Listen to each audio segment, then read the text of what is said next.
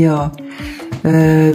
Kiva juttu, Sohvi. Nyt sä olet valmistunut ja kerro parilla sanalla, että mitä sä olet tästä koulutuksesta miettinyt ja onko tämä niinku sopinut sulle?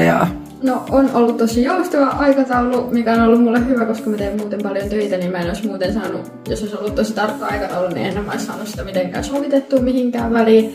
Ja sitten on ollut tosi hyvä koulutus ja on ollut kiva, kun on oikeasti saanut apua ja oppinut paljon. Ja sitten kun toi on ollut niin kuin monta lähiopetuspäivää, niin se on ollut ihan sika hyvä, että on oikeasti saanut sellaista kunnollista opetusta. Joo, että olet niinku huomannut, kuitenkin tänään huomasit viimeisellä päivällä, että se käsiala on niinku tullut niinku paremmaksi. Joo, niin? Kyllä, ja sitten niinku huomaa, että sujuu paljon paremmin mitä alkuun. Niin, no kyllä se harjoittamalla se menee tosi hyvin. Kyllä.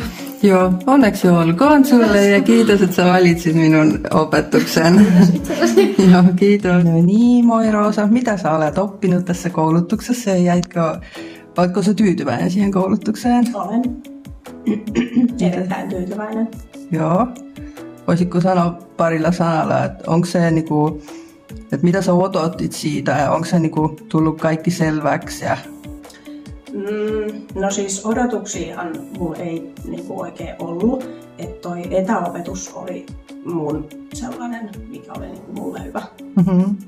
Ja sitten se, että täältä kuitenkin saa sitten niin kuin lähiopetuksena kaikki opit. Joo. Ja sitten sellaiset vinkit. Joo. Eli kun olet melkein sanaton. Mutta pärjäsit tosi hyvin ja sä olet tosi taitava. Että uskallaan kyllä itsekin tulla sulla asiakkaaksi. Että se on tosi mahtava juttu. Että siitä vaan eteenpäin. Tsemppiä. Joo.